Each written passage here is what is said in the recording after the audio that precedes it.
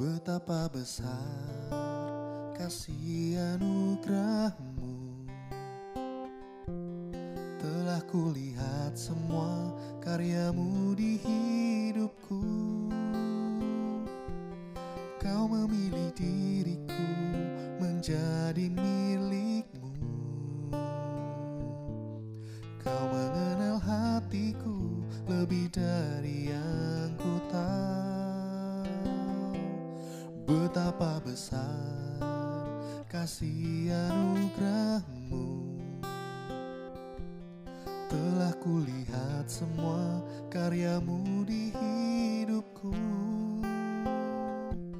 Kau memilih diriku menjadi milik-Mu. Kau mengenal hatiku lebih dari yang ku tahu. Kau mengasihiku tanpa berbatas, tiada berakhir. Ku mengasihimu,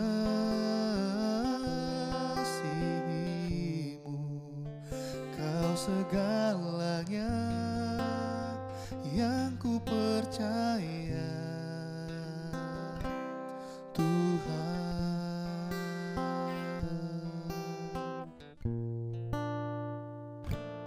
Betapa besar kasih anugerah-Mu,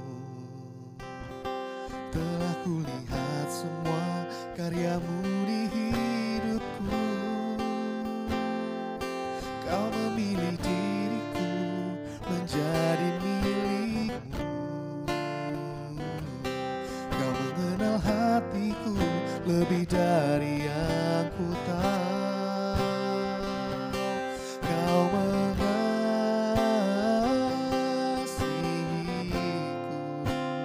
tanpa berbatas, tiada berakhir. Ku mengasihimu,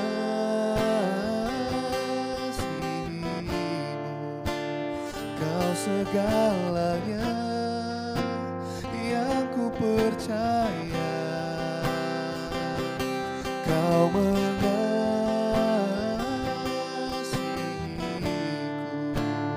tiada berbatas, tiada berakhir.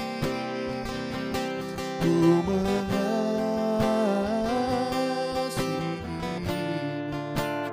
Kau segalanya yang ku percaya, Tuhan.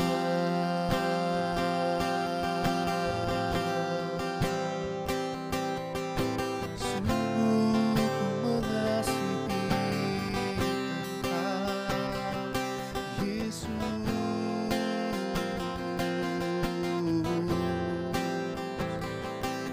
Sungguh ku mencintai pribadi-Mu, Tuhan.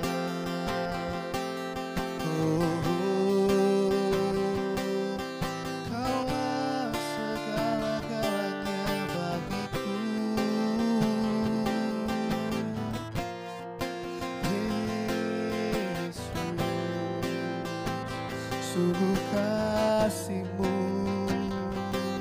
tak terbatas bagiku.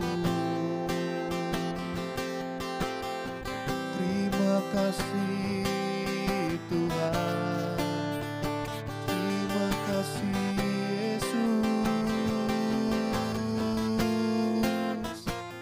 untuk kasih setia-Mu, untuk cinta-Mu kepadaku.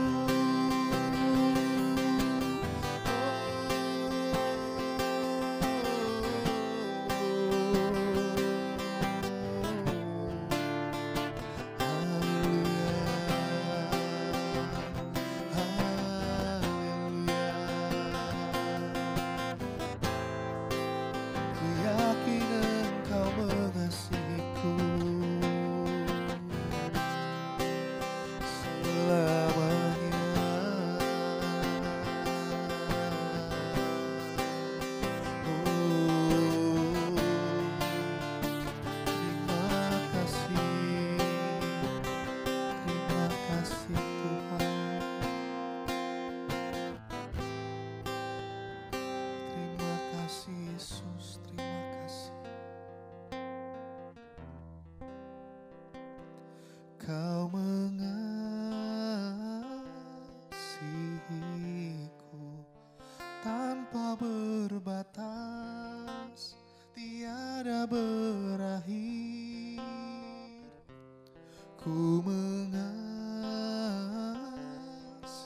Kau segalanya yang ku percaya, Tuhan.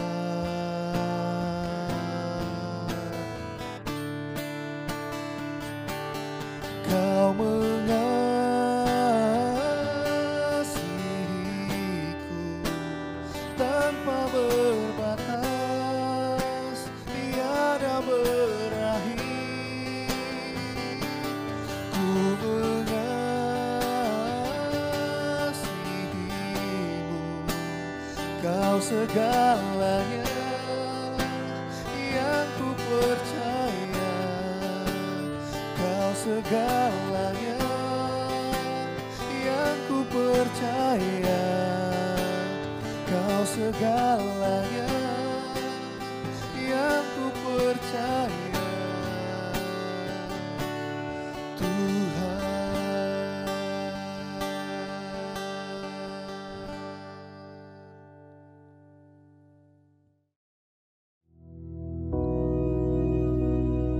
Bapa kami yang di surga, dikuduskanlah namamu, datanglah kerajaanmu, jadilah kehendak-Mu di bumi seperti di surga. Berikanlah kami pada hari ini makanan kami yang secukupnya, dan ampunilah kami akan kesalahan kami, seperti kami juga mengampuni orang yang bersalah kepada kami. Dan janganlah membawa kami ke dalam pencobaan, tetapi lepaskanlah kami daripada yang jahat. Karena Engkaulah yang empunya kerajaan dan kuasa dan kemuliaan sampai selama-lamanya. Amin.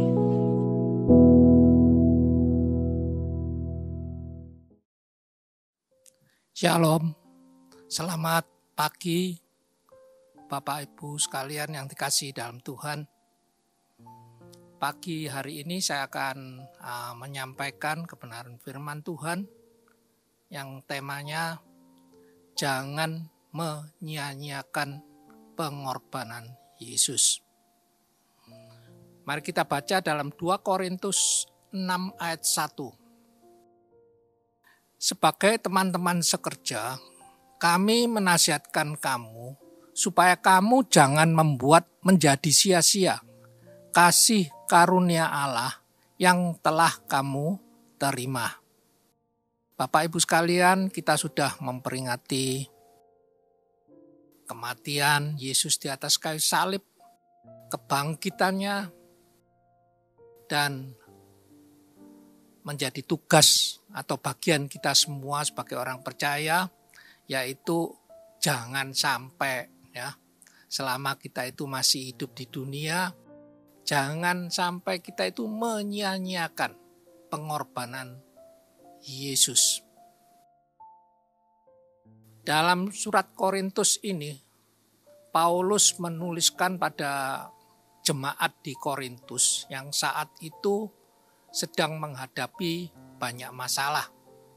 Baik masalah penyembahan berhala yang masih saja dilakukan, perpecahan di antara jemaat, moralitas yang cemar, dan juga macam-macam perbuatan dosa. Sekalipun mereka itu sudah tahu kebenaran. Makanya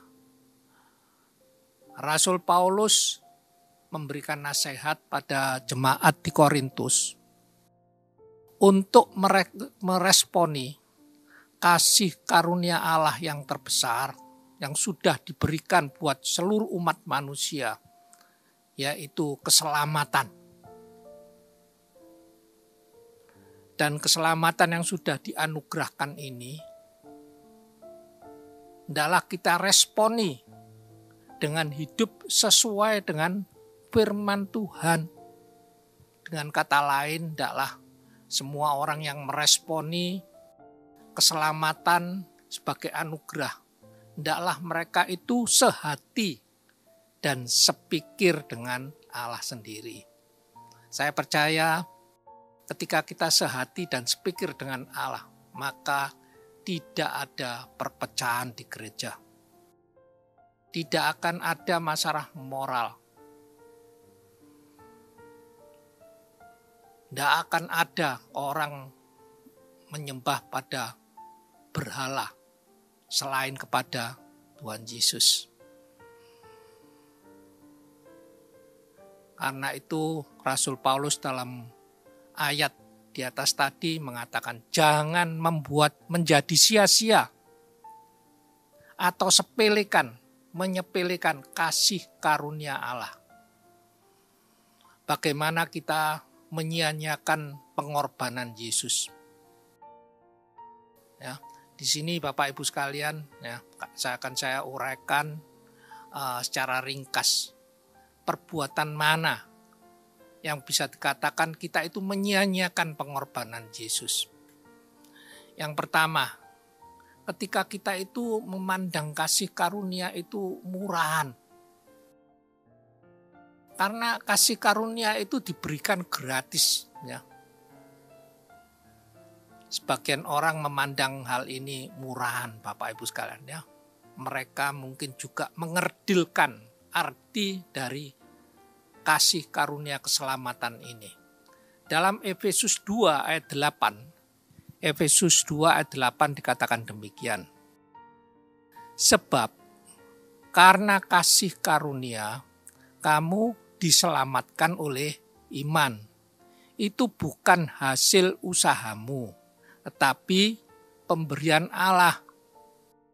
Jadi Bapak Ibu sekalian, memang keselamatan itu anugerah, ya, karena kebaikan Kristus. Bukan berarti barang murahan Bapak Ibu sekalian, ya, tapi karena kita nggak akan mampu untuk menebus atau bayar harga dari keselamatan itu. Dan keselamatan itu bisa kita terima hanya dengan iman. Ya. Jadi dengan modal iman kita itu selamat. Tapi ingat baik-baik Bapak Ibu sekalian, bahwa anugerah keselamatan itu dibayar terlalu mahal oleh Tuhan Yesus. Oleh pengorbanan dengan penderitaannya, dan bisa kita saksikan, ya. Mungkin kalau secara tertulis dari Alkitab, tapi kalau secara penggambaran yang lebih jelas mungkin bisa lewat seperti film, ya, film Passion of the Christ, ya. Kita bisa lihat bahwa tubuh Yesus, yaitu fisiknya, hancur oleh pukulan, cambukan. Demikian juga, ya, ketika mahkota berduri ditancapkan di atas kepalanya.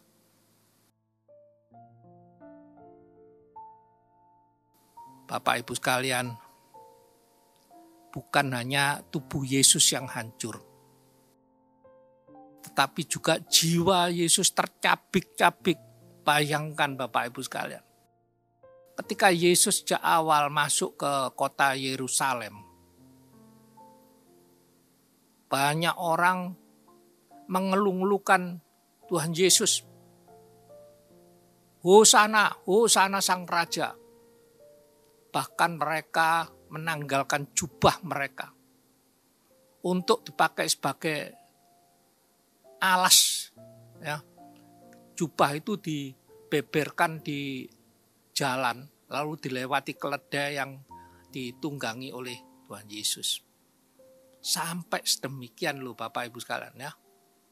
Tapi berapa hari kemudian ketika Yesus diadili oleh Pontius Pilatus, sebagian dari mereka itu, mereka berteriak-teriak, salibkan dia, salibkan dia. Saya nggak bisa bayangkan, ya, orang yang semula ditinggi-tinggikan lalu dibanting ke bawah itu, ya, betapa hancur, ya, hati kita itu, ya, kalau diperlakukan seperti itu. Demikian juga Yesus dikhianati oleh muridnya sendiri, murid yang setiap hari mengikut dia. yaitu Yudas.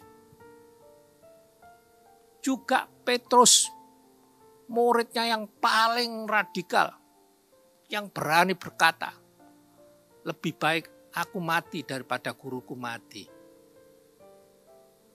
Tapi ternyata Petrus juga menyangkali Yesus.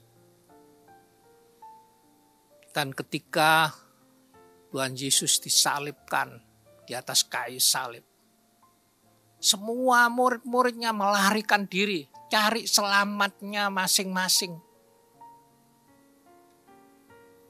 Tidak peduli lagi penderitaan gurunya disalibkan tanpa rasa bersalah.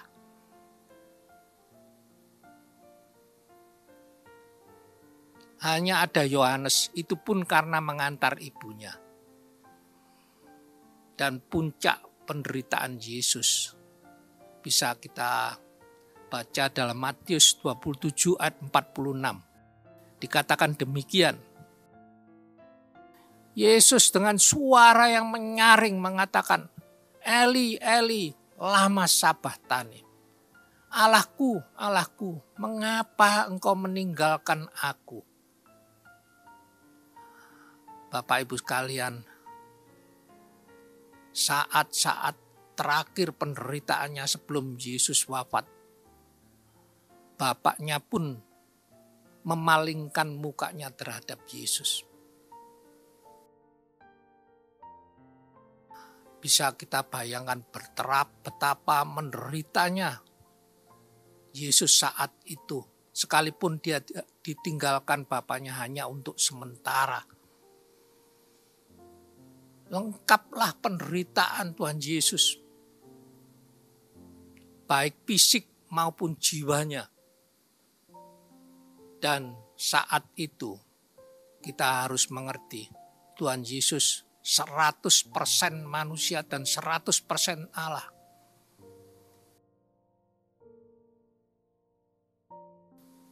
Dan saya percaya sepanjang sejarah nggak ada orang yang penderitaannya melebihi penderitaan yang dialami oleh Tuhan Yesus. Dan kalau kita baca tadi ya, dalam 1 Korintus 6 ayat 1 tadi, Rasul Paulus itu menyebut teman-teman sepelayanannya, teman-teman sekerja. Ya. Rasul Paulus mengatakan teman-teman sepelayanannya adalah teman-teman sekerja. Ya. Mereka sama-sama memberitakan Injil. Mereka itu dipakai Allah sebagai alatnya untuk memberitakan Injil dan juga untuk membangun jemaat. Bapak Ibu sekalian, sayang saat ini yang disampaikan oleh banyak teman-teman sekerja, yaitu para pemberita Injil, jauh berbeda dengan pedoman teologi kemakmuran yang disampaikan justru misi Yesus yang mulia, yang dimaksudkan untuk kekekalan, dikerdilkan nilainya hanya semata-mata untuk kenyamanan, kemakmuran, dan keuntungan yang sifatnya sementara.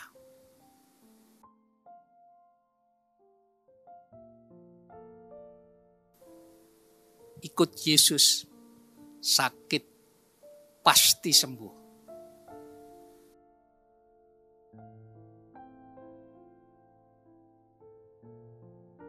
Ikut Yesus, yang miskin pun akan jadi kaya. Ikut Yesus, yang hutang bisa lunas. Ya. Karena Bapak kita itu kaya. Tidak mungkin membiarkan anak-anaknya miskin dan kekurangan.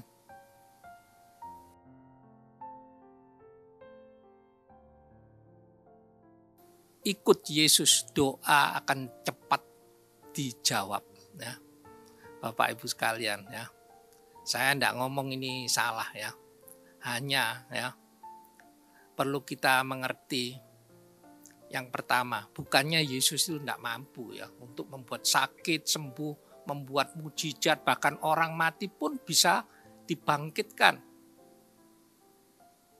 Yang miskin jadikan kaya, itu hal yang sepele. Dia saja mau mengorbankan nyawanya demi kita. Apalagi hal-hal yang mujizat seperti itu, Bapak Ibu sekalian. Tapi masalahnya, banyak pembicara atau teman sekerja itu menjanjikan apa yang Tuhan Yesus tidak pernah janjikan. Karena justru masalah itu, masalah sakit penyakit itu untuk menguji iman kita dan kesetiaan kita. Apakah ketika kita sakit, menderita, kekurangan, kepepet, ya, apakah kita tetap bisa berkata, Tuhan Yesus baik. Dan yang kedua, tetap hidup dalam dosa dan ketidakpedulian. Tetap hidup dalam dosa dan ketidakpedulian. Ini namanya menyia-nyiakan pengorbanan Yesus. Banyak orang beragama Kristen ya, KTP-nya Kristen, mengaku percaya Yesus, tapi hidup mereka sejak mereka terima Yesus dalam hati mereka, tampaknya hidupnya enggak berubah. Mereka tetap hidup dalam dosa. Sekalipun sudah dibaptis, yang judi tetap judi, ya, yang ngerokok tetap ngerokok, yang suka zina tetap zina, yang biasanya suka gosip dan fitnah tetap saja, bahkan mungkin lebih jahat lagi. Itu kan sama dengan mengabaikan atau menyepelekan pengorbanan Yesus. Yang jadi pertanyaan ya, sering tanyakan orang, apakah mereka itu selamat atau tidak? Tapi kalau kita baca dalam 1 Yohanes 3 ayat 9. 1 Yohanes 3 ayat 9 dikatakan demikian. Setiap orang yang lahir dari Allah tidak berbuat dosa lagi, sebab benih ilahi tetap ada di dalam dia, dan ia tidak dapat berbuat dosa karena ia lahir dari Allah. Orang yang sudah dipilih Allah, orang betul-betul atau sungguh-sungguh dalam Tuhan, dan sudah lahir baru, dibaptis, maka dia akan dimeteraikan dengan Roh Kudus. Dan Tuhan yang kita sembah, Tuhan yang tidak pernah salah pilih, Bapak Ibu sekalian. Sekali selamat ya tetap selamat bagi orang seperti itu. Memang orang sudah dipilih Allah, ya, orang Kristen sungguh-sungguh, sudah lahir baru, memang tidak kebal terhadap dosa. Dia bisa jatuh bangun dalam dosa. Karena itu ada firman Tuhan mengatakan 7 kali orang benar jatuh, ia akan bangkit. Tapi orang fasik sekali jatuh, dia akan hilang, Bapak Ibu sekalian. Ya, tidak akan bangkit lagi. Suatu ketika, pasti orang-orang yang sudah dipilih Tuhan ini pasti ada pertobatan. Sekalipun mereka jatuh bangun dalam dosa. Asal mereka tetap meminta pengampunan ya pada Tuhan. Dan firman-Nya mengatakan sekalipun dosamu merah seperti kirmisi, Tuhan bisa buat putih seperti salju ya. Dan mereka itu tetap diselamatkan. Tapi orang-orang sudah dipilih Tuhan, kalau sampai yang dikatakan orang pilih Tuhan, mungkin orang yang sudah orang ini rajin ke gereja, sudah pelayanan, banyak membantu dalam pekerjaan Tuhan. Tapi kalau sampai pada akhir hidupnya ya, yang jahat tetap jahat, tidak ada pertobatan ya, sama dengan hidupnya yang lama, berarti sejak semula ya memang dia belum lahir baru. Nggak ada iman sebetulnya dalam hidupnya. Dan ciri yang jelas dari orang sudah diselamatkan, dalam Efesus 2 ayat 10 ya, katakan demikian. Karena kita ini buatan Allah, diciptakan dalam Kristus Yesus untuk melakukan pekerjaan baik yang dipersiapkan Allah sebelumnya. Ia mau supaya kita hidup di dalamnya.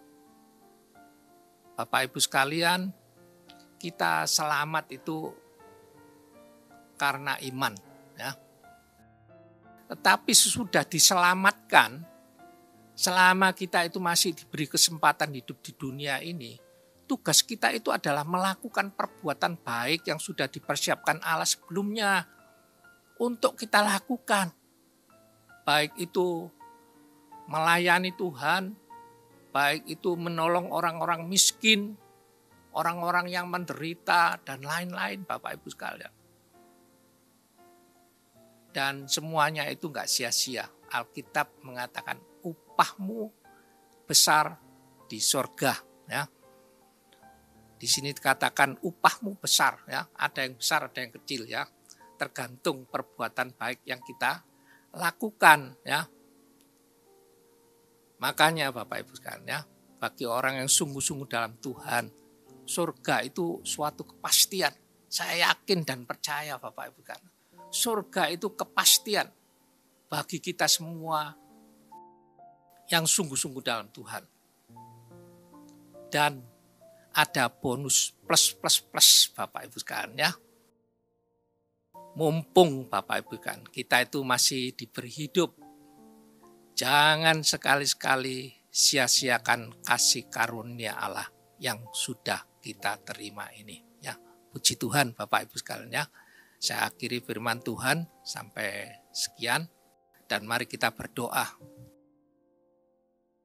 Bapa yang baik, kami hamba-Mu bersyukur atas kesempatan pagi hari ini bisa menyampaikan kebenaran firman-Mu. Biarlah kebenaran firman-Mu ini Tuhan bisa tetap ada dalam hati dan pikiran kami semua. Sehingga setiap saat kami tetap berjalan dalam kebenaran-Mu. Dan biarlah semuanya ini, di atas semuanya ini nama-Mu ditinggikan dan diagungkan. Dalam nama Tuhan Yesus Kristus hamba-Mu sudah berdoa dan mengucap syukur. Haleluya. Amin.